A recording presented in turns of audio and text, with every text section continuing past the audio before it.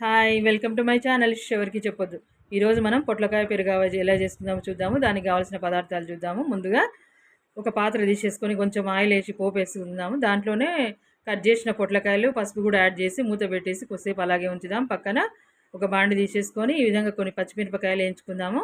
ఒక జార్ తీసుకొని వెల్లుల్లిపాయలు, జీలకర్ర, వేయించిన పచ్చిమిర్చి, కొబ్బరి పచ్చిది కానీ వట్టిది కానీ, తగినంత ఉప్పు, తర్వాత ఆవపొడి అండి. మెయిన్గా దీనికి కావాల్సిన ఇంగ్రీడియంట్ ఆవపొడి అండి. ఆవాలను మిక్సీకి వేస్తే వచ్చేదే ఆవపొడి, అంటే దంచుకున్న ఏం చేసినా వీటన్నిటిని కలిపి మిక్సీ చేసి పట్టేద్దాం. అంతవరకు ఒక పాత్రలో పక్కన పెరుగు తీసి పెట్టేసుకుందాము. మనం అంతవరకు పక్కన కూడా పొట్లకాయలు ఉడికేసి ఉంటాయండి.